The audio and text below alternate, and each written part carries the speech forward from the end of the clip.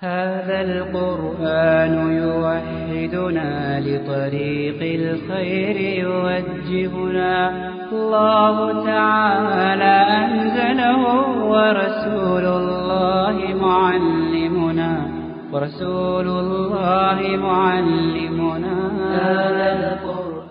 الحمد لله رب العالمين والصلاة والسلام على أشرف المرسلين سيدنا محمد وعلى آله وصحبه أجمعين. We continue with our program Fiqh of Business Transactions, and today we will mainly talk about Al-Murabahah as a mode of financing. But before we talk about Al-Murabahah, I would like to mention a few things. 2 weeks ago we talked about short selling, and we said in the market, in the stock market, we said there is almost an agreement between all scholars that it is haram, you cannot do short selling. So there was discussion between two brothers of the halaqah. One of them got the impression that I said that trading in the stock market is haram. And the other brother, he said no, the Sheikh only mentioned short selling. So what I mentioned is only short selling. I didn't say trading in the stock market is haram. And basically, trading in the stock market is halal, is permissible with two conditions. The ulama, they said, when you buy shares, the shares of a company, the product of the company has to be, the activity has to be halal, like an oil company or IT or anything that is halal. This is the first condition. The second condition, these two conditions are agreed upon. Like there is no disagreement about them. And the second condition is that the company itself does not deal with riba, so does not take credit line or loan from banks, or does not deposit money in a non-Islamic bank, in a conventional bank. This is very difficult. I mean, maybe it's impossible to find a company with these conditions in this country, in this society. There are companies in the Gulf now, they are trying to, in some Muslim countries, trying to purify their financial activities, business activities. They are avoiding dealing with riba and everything. And the ulama in those countries are following these companies, and they are advising people, telling them this company is purified and you can, invest in this company, buying its shares and everything. But here we might find companies that have halal activities, like oil companies and so on.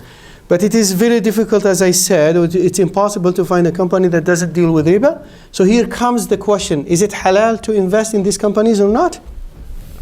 Which deal with riba? So this matter is controversial. These are called sharikat al-mukhtalata. They are mixed companies. They are mixing between permissible compliant and non-compliant activities. This matter is controversial. Insha'Allah, we will talk about it. If we have time, we'll talk about it in this program. Bi-idhnillahi ta'ala, I'll tell you what is there. Because they have a criteria. We have Islamic indexes, and they have a criteria of filtering the companies. Filtering companies in the West here, in Canada or United States or UK. And Islamic indexes have different criteria. We'll talk about them, Insha'Allah, bi-idhnillah, in the future. The second matter is what I mentioned last week. I said if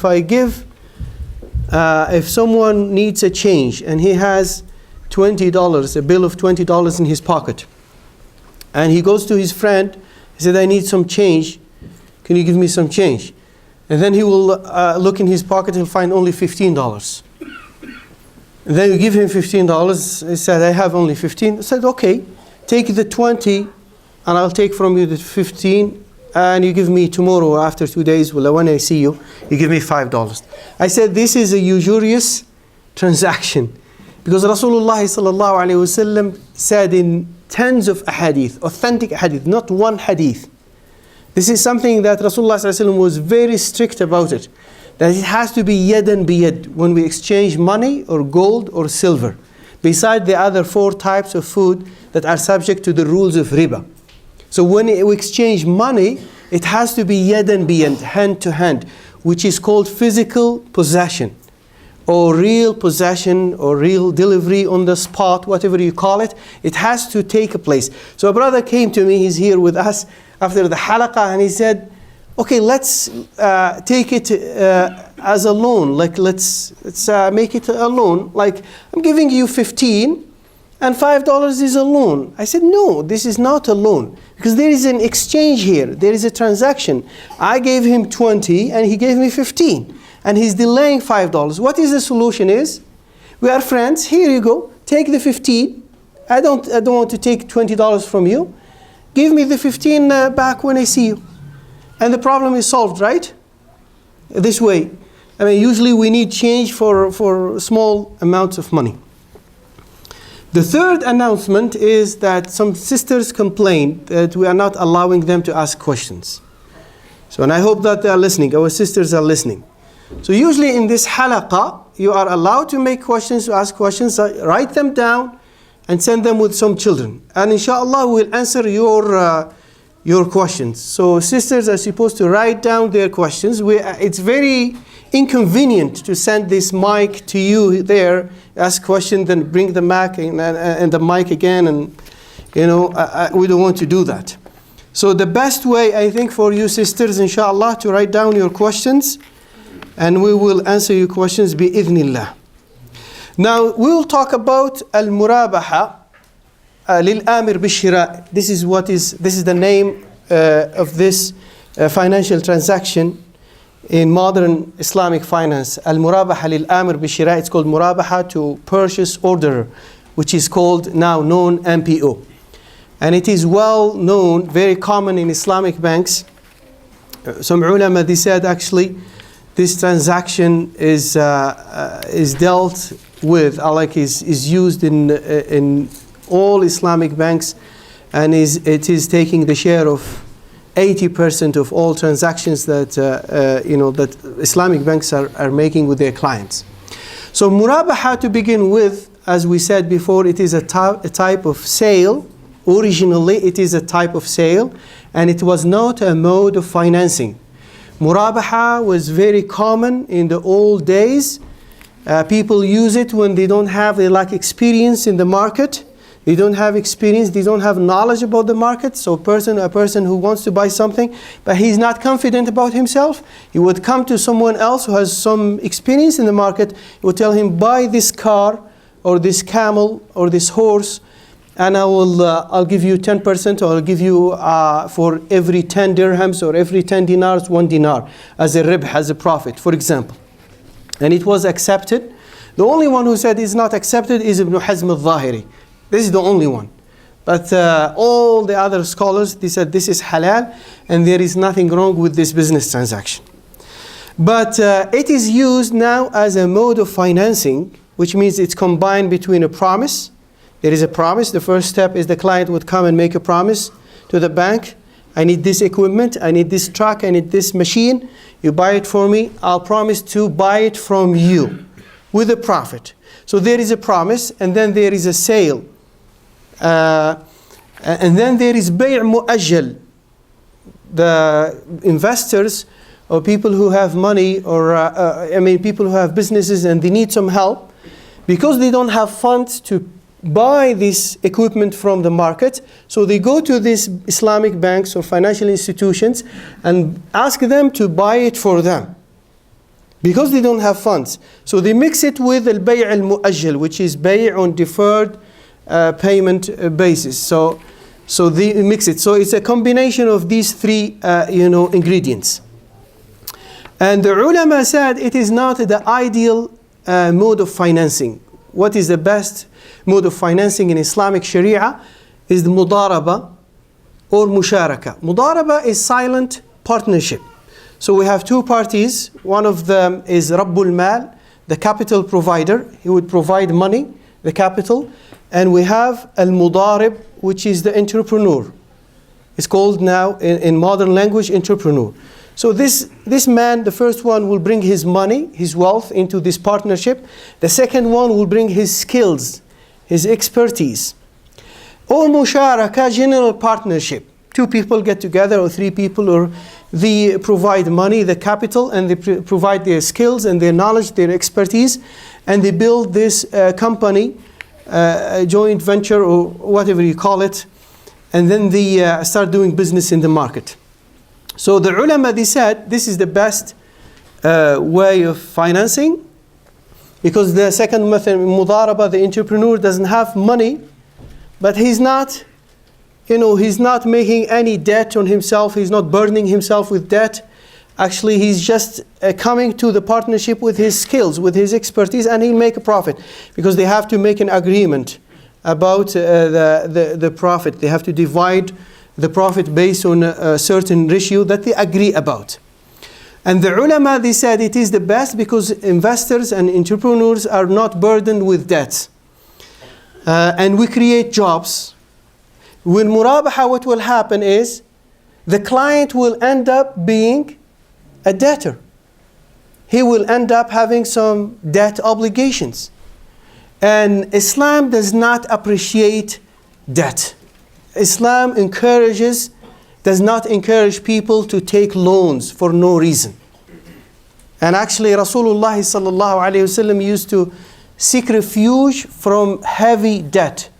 And this is there is a hadith that was collected by Imam Bukhari and Muslim, Aisha radiallahu anha. She said that Rasulullah sallallahu alayhi wasallam in his salat, he used to say, Allahumma inni a'udhu bika min adhab al-qabr, wa a'udhu bika min fitnati al-masih al-dajjal, wa a'udhu bika min fitnati al-mahya wal-mamat.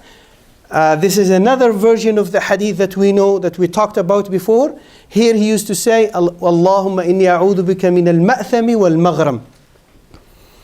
So a man said, ما أكثر ما تستعيذ من المغرم يا رسول الله. قال إن الرجل إذا غرم حدث فكذب ووعد فأخلف. So Rasulullah sallallahu alaihi wasallam, based on the hadith of Aisha radiallahu anha in Bukhari Muslim, he used to seek refuge in every salat in Allah subhanahu wa ta'ala from the punishment of the grave and from the trials of al-Masih al-Dajjal, the false Messiah. This is number 2. And from the trials of this life and death, trials of death and life and death. And also at the end he would seek refuge in Allah from sin, al-ma'tham, and heavy debt. So a man was listening to Rasulullah sallallahu alaihi wasallam, and he said, how often you seek refuge from heavy debt. So Rasulullah sallallahu alaihi wasallam said, when a man gets in debt, so he speaks and tells lies, and he makes a promise and he breaks it. And this is something very common. We see it. When people make heavy debts, and then they start promising their creditors, Wallahi, within 1 week I'll get some money, I'll pay you, inshallah, don't worry about it. And then 1 week has passed, the second week has passed, the third week has passed, and the guy did not receive his money. Or the next month, or within 2 months, inshallah, I'll get some money. I got a job, full-time job now, and I'll pay you your money. And then he keeps on making promises and breaking them. So that's why Rasulullah sallallahu alaihi wasallam used to seek refuge from a heavy debt. And imagine if the burden of debt is carried to the grave. Rasulullah sallallahu alaihi wasallam used to refrain from offering janazah prayer for anyone who passed away and left some debt behind. He refrained to offer a janazah prayer for someone who left a debt of 2 dinars. 2 dinars. 2 dinars is the dinar, the golden dinar at that time. The weight of the golden dinar at that time was 4 grams and 25.25. So if it is around $50, that would be for 1 dinar around $200 or $250. That's $500. So he refrained. He didn't want to offer janazah prayer until Abu Qatada, one of the Sahaba who was present, he said, Ya Rasulullah sallallahu alaihi wasallam, I'll pay them off on his behalf. And then Rasulullah sallallahu alaihi wasallam prayed janazah upon this person, offered his janazah prayer to this person. Otherwise, he would say, Sallu ala sahibikum. Yani he doesn't tell his companions do not offer janazah prayer for him. No, he would say, Sallu ala sahibikum. Offer janazah prayer for him. I'm not going to offer janazah, my prayer for him. This is what Rasulullah sallallahu alaihi wasallam used to do. So that's why Islam does not encourage debt. He wants you to be debt free. He wants you to be, as a Muslim, to be in control of your finances. If you cannot afford something, don't buy it. Nowadays we are buying things before paying them. We cannot afford them because of the plastic cards that we have, because of the facilities that we have, the tools that credit tools that we have available for everyone. So we are spending money actually buying things, and we don't have the money to pay for them. So and also in modern term, we could say that Islam encourages equity financing versus to debt financing. And these are modern terms.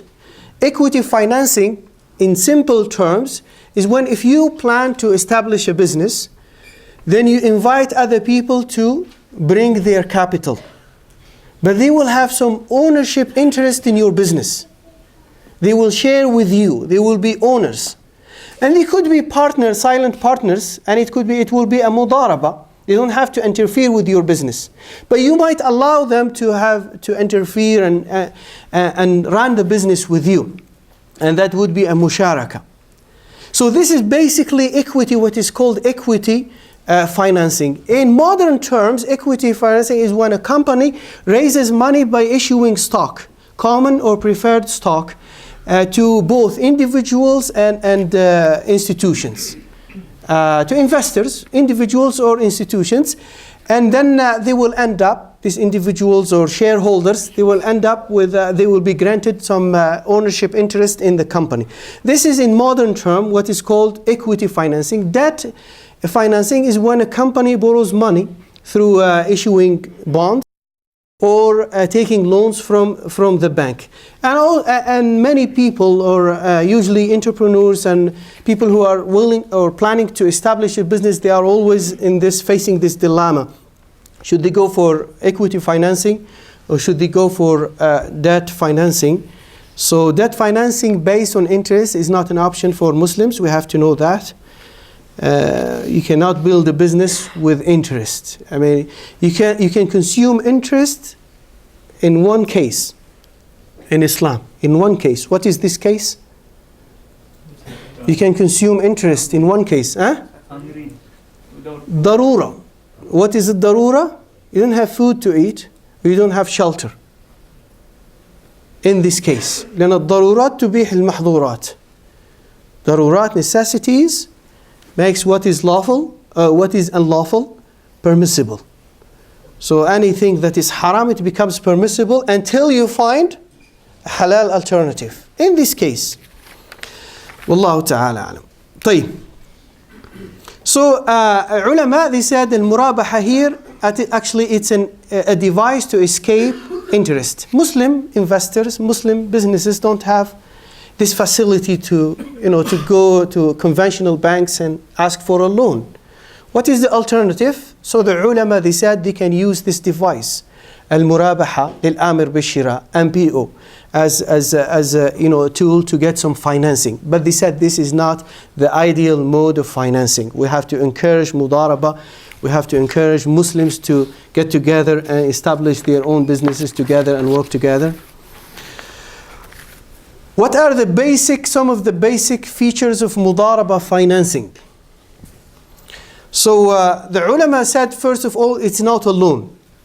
Because many Muslims in our communities, when they hear about an Islamic institution, and this Islamic institution starts giving, those murabaha, this facility to Muslims, they think that this institution is giving loans. No, this is not a loan on interest. And the sale of it is only the sale of a commodity for a deferred price, which includes an agreed profit added to the cost. So we have to know the cost. This is the murabaha, the foundation of the murabaha. Murabaha is the cost, how much the seller has bought this bida'a, this commodity, and then you give him a profit, a markup. And the ulama, they said, being a sale and not a loan, the murabaha should fulfill all the requirements of a valid sale. And we talked about these requirements in the previous halaqat. And it cannot be used to finance the price of the commodities already purchased by the client. The client would buy the equipment, would pay for it, and would go to the institution and ask for a murabaha facility. So that would become al-'ina. That will become another stratagem, hila, trick to circumvent the prohibition of riba. The end result will be an interest-based financing arrangement. So what will happen? I bought it for $200. But I need these $200, so I go to the other institution and ask them to buy it from me and sell it to me, to buy it for me for $200. So they will get the equipment. I get $200 in my pocket and sell it to me with a markup. What will happen? They will charge me for $200, for example, $50. The whole price will be $250, right? So I used this equipment as a hila to get some financing, right? So I got $200 in my pocket, and I will end up having a debt obligation of $250. So this $50 is riba. And this is called bay' al-'ina. It is usually translated as buy-back sale. Buy-back sale. Yani you sell something and you buy it back. It is called al-'ina. A Sahabi did it at the time of Rasulullah ﷺ, after Rasulullah ﷺ passed away, Zayd ibn Arqam. And Aisha radiallahu anha issued a strong warning about it. And she said to the lady who told her about his transaction that he had lost his reward, the reward of his jihad with Rasulullah sallallahu alayhi wa sallam. قال أخبريه أنه قد أبطل جهاده مع رسول الله صلى الله عليه وسلم. Because he bought a slave, he sold it for $600, 600 dinars, and then he bought it again for 800. So the difference was 200. And it was like, like a usurious transaction. And the ulama, all the ulama, they said, if it is done based on an agreement between the seller and the client and the buyer, then it is haram. There is no disagreement about it. But if there is no agreement, I bought something from Brother Ayub, and then I changed my mind after 2 days or 3 days and I wanted to sell it. I looked for a customer, I didn't find a customer. I didn't make any agreement with Ayub. And then Ayub heard that I'm trying to sell it again. I didn't like it, I want to sell it. And Ayub comes to me and said, okay, I'll buy it from you. He sold it to me 2 days ago, and now he is trying to buy it from me again. He said, I'll give you some profit. And I'll give you a facility. You can pay me like within a year or so. So here, some ulama, they said it is halal because it was not done based on an agreement. It was not pre-agreed arrangement. It was not agreed before. But if there is an agreement, then there is a possibility that they made this arrangement for getting some riba, yani interest-based loan. So we have to pay attention. Wallahi ya ikhwan, yani these business transactions are very, very tricky. طيب. Also the ulama said it cannot be used to purchase, to pay the bills or salaries. Because you need money to pay your bills, right? You don't need any equipment, you don't need a car or anything. So you need money. So you cannot get money from the institutions to pay your bills or pay your salaries. Wallahu ta'ala. If we end up doing these things, even non-Muslims will... I was listening to someone who was giving a lecture in an Islamic... in a conference in UK. It was done about, an Islamic finance conference. And the lecturer was a non-Muslim. He was talking about making comparison between the conventional financial system and our Islamic system. And he said, when he mentioned the riba or interest in the conventional, financial system, he said, and it is organized in a different way in your Islamic financial system. Organized in a different way. And I was offended. I felt offended. Like this is, it's like we are dealing with interest, but in a different way. This is what he's saying, right? But if we Muslims, if we end up doing these things, this is the impression we'll give to the rest of people, that we are just trying to cheat Allah subhanahu wa ta'ala, right? To deceive Allah subhanahu wa ta'ala. And Allah subhanahu wa ta'ala cannot be deceived, right? طيب. The ulama said also the financier or the institution, the financial institution must have owned the commodity before he sells it to his client. And we talked about it before. And then they said the commodity must come into the possession of the financier with a physical or constructive, qabd haqiqi or qabd hukmi. There is a difference between owning the commodity and between the commodity coming under your possession. You could own something, but it's not in your hand. It is not in your possession. It is still in China, but you are the owner of this commodity. So the first step is that you have to be the owner. The second step is it has to come under your possession, right? And we talked about the difference between physical possession and constructive possession. So constructive possession, what is the criteria of constructive possession? They said the commodity must be in your risk, must come under your risk. If it is in your liability, you are responsible, you assume the responsibility for the commodity. If any damage happens to it, anything happens to it, then you bear this risk. You bear this liability. You are liable for it and you pay for this damage. You are responsible for it. So if the risk is transferred to the client, then the possession have taken place. And this is an issue that happens time to time in our community between brothers or Muslims who try to do business. They have something in between. They are dealing with something in between. And then they get confused when they have a dispute or a problem to solve. They come to the Imam and we don't know, ala dhamani man, who was responsible at that time of this commodity.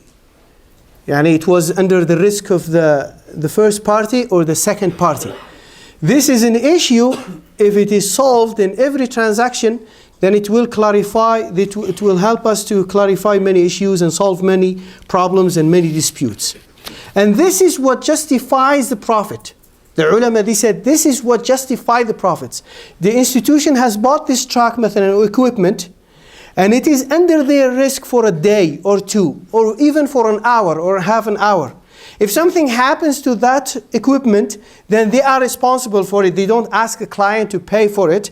Then this is what justifies the profit that they make. And that's it. Because they could buy their equipment by phone. I know some companies who do it. They just phone the supplier and they say, okay, we're buying this equipment from you. And they pay with their MasterCard or credit card, or they transfer the money payment to him. They don't go and they don't take the equipment from his warehouse. They don't take it. Doesn't come into their possession. It might come in a different way, but they don't do this effort that you expect them to do. And then you see them like making profit and making these transactions with their customers, and you feel like, okay, what is the justification of this profit? So Islam here said, al-kharaju bil-dhaman, it came under their risk, then their profit is justified. And again, it's not perfect mode of financing, but at least if it is done with the required conditions, then it is halal, and we can do it. We don't have to do it with banks, and we can do it with wealthy people too. As long as we do it in the right way, and everything is documented, then we can do it with anyone who has money. He has money, you don't have the money, you want to start a business, he can buy some equipment for you and then you pay him later on. But everything has to be documented, everything has to be clear. One of our problems in the community that we don't document our transactions. Especially when we trust each other, we see each other in the masjid. Inshallah, there will be no problem. Everything will be fine. And then we'll end up having problems after 1 month or two. And then, and then we'll start hating each other, not saying salam to each other. The ulama, they said, profit in Murabahah can be determined by mutual consent, either in lump sum or through an agreed ratio of profit. Like I'll give you 100, I'll give you 1,000 as a profit, or 10% of the cost, how much it costs you. And also the ulama, they said the aggregate cost should include all related expenses, but not the recurring expenses. What is the difference? Related expenses, so I bought something from overseas. So I paid for the freight, I paid for custom duties, I paid for some people who handled this equipment. So these are related expenses. I add them to the cost, the price, the original price. I bought it from the supplier, but then for 50,000. I paid for the customs, I paid for the freight, for transportation, all these things. I have the right to add them to the aggregate or the general cost. This is how it cost me. How much it cost me? It cost me 60,000 now. Okay? But I don't have the right to add the recurring expenses. What are the recurring expenses? My bills, my utilities, if I have secretary working with me in the office. And actually some Muslim institutions are doing that. When you apply with them, they charge you $200 for the application. You did nothing. You didn't buy anything. $200, $300. We ask them. This is something I ask them. I ask one company, why are you charging this $200? They said, we have expenses, ya akhi. We have someone to pay. We have utilities. We have bill. So we have to cover for these expenses. The ulama, majority of scholars said you cannot charge your client those expenses, the recurring expenses, the rent of your building or the bills or all these things cannot be included in the price of the commodity. And they said Murabahah is valid only where the exact cost of a commodity is ascertained. You are sure about it. Because we are not allowed to lie. If we lie, then this is khadi'ah. We are not allowed to deceive the client and give him a different number, a different price. So, and what happens if I lie to him? If I tell him I bought it for 50,000 and it cost me only 45,000. They said if the clients discover that the institution or the seller has lied to him, then he has the right to rescind the sale, to make it void, to cancel the transaction. Or he can ask for the difference. So, and it might become a dispute now. If he has a proof, he has the right to take him to the court. Because you cannot lie to him. In Murabahah, that's why this is called Bay' al-Amana, Buyu' al-Amana. They are trust sales. طيب. We don't have time to finish because we have the brother is here. He's coming? Yeah, there is a brother who wants to do a presentation about a project in Indonesia. We give him maybe 10 minutes at the end. 10 minutes to talk about it, inshallah. طيب. The ulama said the best way to make this deal is that the financier himself has to buy this commodity, or he has to appoint a third party to buy it and then sell it after he owns this commodity, comes under his possession, then he can sell it to the client. Now what about those who appoint the client himself as an agent? You go and buy it as an agent on my behalf. And then after you buy it and you get it, I will sell it to you. Okay? Allah Barak. This is very easy, yeah? So most of the ulama, most of the Sharia boards said that this is not permissible. Majority of Sharia boards. Some of them said it is permissible, but it has to be done properly. And I believe it's not permissible. I believe it's haram. But those who said it is permissible, and they are a minority, they said he has to be able to distinguish between the different stages and different steps. So first, they sign an overall agreement where they include a promise to buy and promise to sell. And these promises cannot be binding. If it is binding from one party, from one side, it's okay, it's halal. But if it is binding from both sides, then it becomes like a sale. And he cannot sell it to him before he buys it himself. So these promises cannot be binding. If they are binding from one side, it's okay.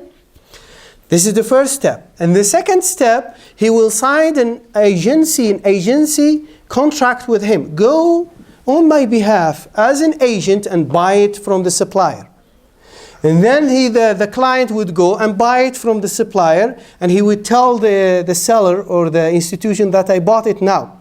Now, at this time, who is responsible for the commodity? The seller, not the client. So if something happens to the equipment or the car, the client himself is not responsible for it. He has nothing to do with it. And he cannot ask him to pay for the damage or to pay for the insurance. Some companies ask him to pay for the insurance. No, they have to pay for the insurance at that moment. Let me finish. So this is the second step. And the third step, then the client would come and make an offer to the institution. And the institution will look into the offer. Now they are entertaining a sale contract. And the institution would accept the offer with a markup, with a profit. And then at the end, in the last stage, we will have a new relationship of a creditor, which is the institution, and a debtor, which is the buyer, the client.